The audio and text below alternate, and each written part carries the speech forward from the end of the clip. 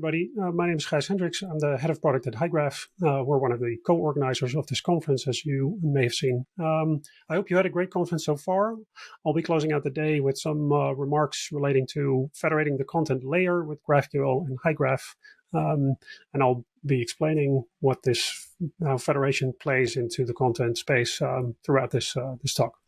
For those of you that don't know, Hygraph is the federated content platform. I guess you could say, so this is a new term that we've recently introduced. You could say that the federated content platform is basically a headless CMS on steroids. And I'll talk more about that, what that means and how we see the evolution of CMSs into content platforms and federation throughout this, further down in this talk. We've been around for a number of years. We have a lot of people working with our product, everything from sort of small personal projects down to biggest enterprises in the world. So if you want to know more about that, of course, we're always happy to have a conversation about this. For this talk, what I want to focus on is a specific trend that I think won't be news to anybody here. And that's the trend that we see in a lot of enterprises. They're slowly replacing their sort of monolithic architecture with microservices. Different industries, different verticals pick this up quicker than others, but I think it's undeniable nowadays that this is sort of a trend that is kind of irreversible. And it's clear to see why. There are a lot of benefits to microservices architectures in terms of lower total cost of ownership, easier to replace certain building blocks, right? There's a lot to be said for it. There are, of course, also some potential pitfalls and issues, and I'll be talking about some of those today. Specifically related to content management, there's an element to this that plays into the microservices architecture that we see as a trend going everywhere, which is the fact that content, and I mean content here in the wider sense. It's you can say content in a traditional sense is very specific around marketing and websites, but I think content has a wider meaning. Content is nowadays also coming from everywhere. There's third-party content that you might be working with. There's content that gets moved around programmatically. You may have to deal with user-generated content, and all of that stuff adds, it adds a little bit of complexity in how you manage this. So one of the potential issues with the microservices architecture is the problem of orchestration. You have all this information coming from different systems that needs to flow through a whole bunch of different apps and websites. How do you keep control over what's happening? And also, how do you make sure you have the tools to link things together in the way that they should be, right? So this orchestration problem is, I think is a really interesting thing that a lot of organizations are currently grappling with. And we think that content federation is a potential way out of this problem. So let's rewind a little bit. I'd like to talk a little bit about sort of the history of the CMS, the content management market, and how we think that this sort of federation direction is a logical extension of it. I'll talk mostly about CMS and content management, but I think there's parallels to be drawn with e-commerce and other domains where you see the same kind of movement from monolithic platforms to microservices architectures.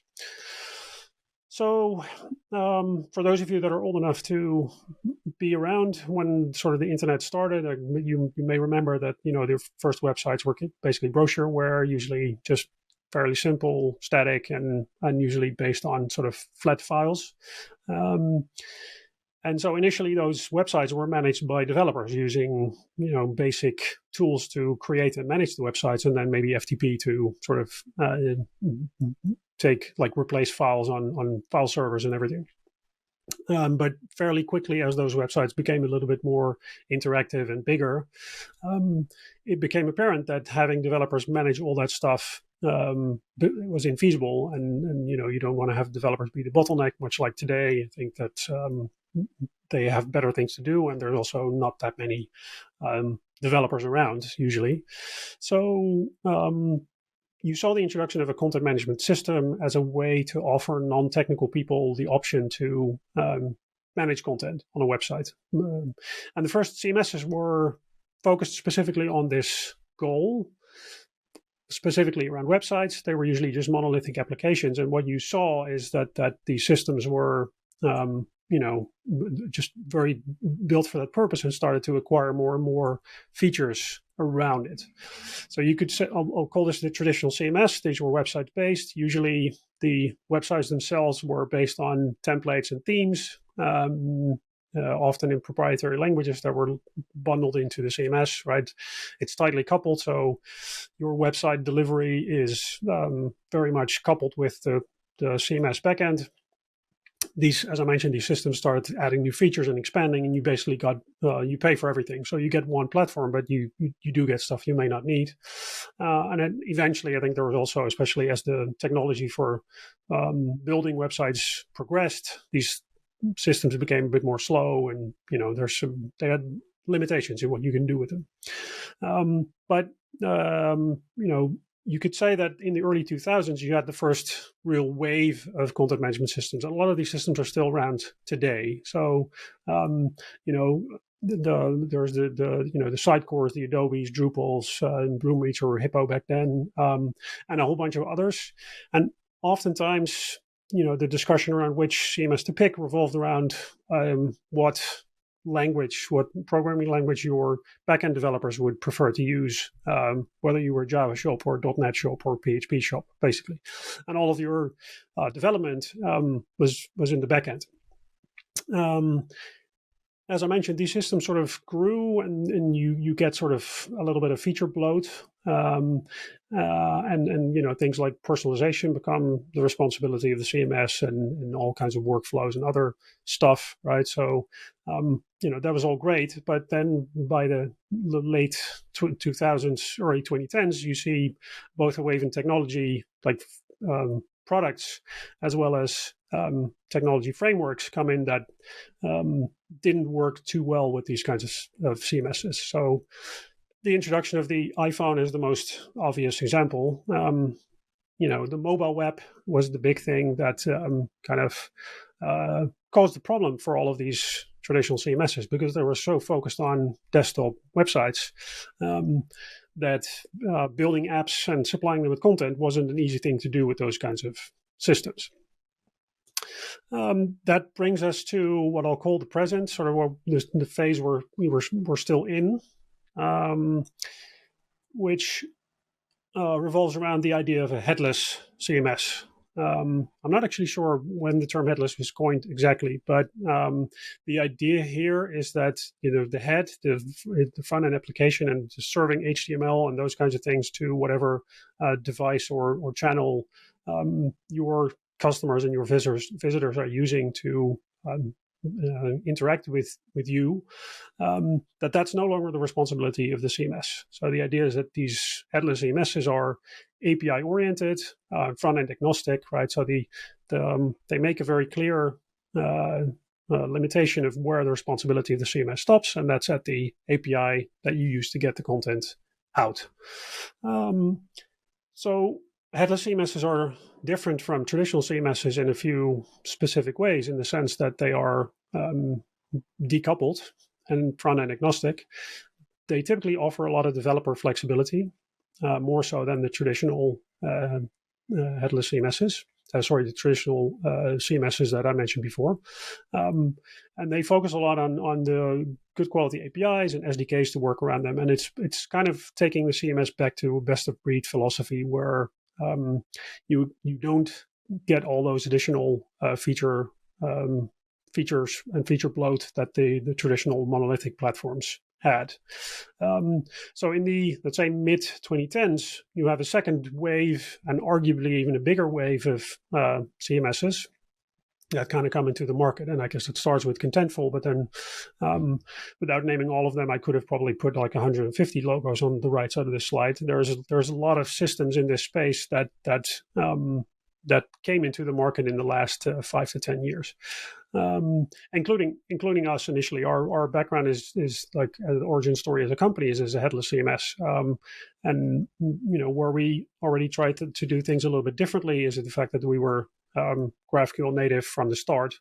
But as you'll see further down, we this GraphQL origin and being so core to our architecture plays very well into the direction of like an orchestration layer around Federation. So, I mentioned that this is how things progressed in the CMS market. The idea is you see the same thing in product information management systems, e-commerce systems, and other sort of vendor categories. But the problem that we see nowadays is that you have all these sources of data, sources of content on the left-hand side, and you have all these destinations where all that data and content should flow through: mobile websites, desktop websites, e-commerce in social media, maybe even more modern stuff like voice interfaces and all that stuff. The problem is, how do you orchestrate that the stuff on the left-hand side makes its way to the right-hand side in a proper way, and especially how do you draw connections between marketing content in your CMS and product content in your e-commerce system, etc. So what a lot of companies are kind of left to do is they have this sort of massive orchestration problem of I have all these different things, but I need to have good control over how they work together. And the question is, where do you solve this? So back to this diagram, what we see a lot of companies do is spend a lot of time on custom middleware. That's a way to solve the problem, and it's probably the right point in the architecture sort of diagram where you would want to solve the problem, except there's a lot of time and energy that can be invested into this kinds of solution, which is a heavy burden on a lot of organizations. And I found this great quote kind of illustrating this from the VP and head of Tata Consultancy Services, saying that, you have all this variety of applications and platforms. There is a significant amount of integration work required to make sure everything plays well together and works well. And the flip side of that is that if you have an issue with that integration, or you lack the capabilities within your organization to get it to the finish line, there can be prolonged or costly delays. So there's a lot of money at stake here. And what we see as a result is that a lot of companies are, they have their investments in their digital experience upside down. So a lot of companies are left to spend the majority of their IT investments in their backend services and their integration, their custom middleware, and those are in the end not what drive great customer value. So obviously, if you provide that great digital experience and the consistent information that you can provide to all of your different channels to your customers, then that leads to higher business value in the end. So what does that mean for the future, basically? So how do we move on from here? So this is kind of where I want to start looking at how GraphQL and Federation can help us a little bit. First thing to say here is that there are different tools that kind of do play a part in this storyline, right? So, and just to illustrate where we are positioned as Hygraph, you have on the one hand all these headless CMSs that I talked about before that offer a potential solution here, which revolves around, I guess, kind of the content hub approach, where you make your headless CMS sort of the place where all of your content comes together. The problem is that requires a lot of duplication. On the other hand, you have all these sort of data services that are a bit more in the developer realm, and that offer you like backend databases as a service, or in the case of Apollo, a specific federation layer, and Hazura combines the two. Those tools are great, and there's a lot you can do with them. They're really powerful, but the problem is that they are they kind of leave the business user sort of out to dry. Right? So there's a lot more custom coding that needs to happen. So they're harder to implement for developers, but they also offer very little for the other persona that plays a big part in managing all of this. So GraphQL Federation. There's over the last few years, of course, there's a lot of talk about federation and things like schema stitching and combining all these different sources. So you have some front runners that have been very vocal about how they use federation to kind of manage all of this. Like Netflix has some great content on how they did this, and you can see from the proliferation of like Apollo and what the guild has been doing that there's a lot of innovation in this space, right? So that's really great because those tools are amazing, and you can do a lot to bring all of your backend services together into one graph. But as I mentioned, there's still a lot to do. What we see is that there's a lot of movement in the market with different vendors who are approaching this idea of federation from kind of different angles. So you see hosting vendors like Netlify sort of moving into federation with their acquisition of OneGraph. And there's digital experience orchestration tools that are kind of doing something similar, but they put the onus more on the sort of the front end and a bit more locked into specific channels. I mentioned Hazura, the database as a service kind of solutions. And then, of course, there's API gateway vendors that also are looking into GraphQL and GraphQL Federation. I want to make the case that the combination of federation and content management is actually the more logical one, because content management systems are have always been a tool for both developers and business users alike, giving each persona their own tools to do their part of what needs to be done, and freeing everybody up to work on where the investments into digital experiences actually bring value. So what we see at Hygraph is that sort of this progression from the traditional web CMS to Headless CMS into a federated content platform makes a lot of sense, because in the CMS you already do a lot of linking of information, and obviously the next logical step is allowing you to work effectively with all that content and all that data, even if it's not stored within the CMS. And to kind of illustrate that a little bit, this is from one of the partners at OpenOcean, one big VC firm in Europe. The idea here is that there's a real need for applications that can be built on systems that have the flexibility of a database, the tangibility and usability of a CMS, and the extensibility of an API gateway. So let's take a first look at how we at Hygraph are actually solving this today, and then I'll talk a little bit about how we expect to continue that going forward and what's in store for this idea of a federated content platform. First of all, what we released recently is a concept called remote sources. So bear in mind, this is our first sort of venture into this area of federation and bringing content together in a CMS, basically. So what you can do today with our product is you can connect remote APIs. Can be any systems. I have some examples here from GitHub, but obvious examples include things like an e-commerce backend. You may have some other system that's custom built that it doesn't have a GraphQL layer. You can connect it to Hygraph and sort of open it up like that. We see a whole range of examples, maybe databases that are unlocked in this kind of way. And the idea is that you configure those systems as remote sources, so you're connecting them to the data model, the schema that partly exists within Hygraph and partly exists on the remote source. The next thing you do is you're able to connect any piece of data from that remote source to content that exists within Hygraph.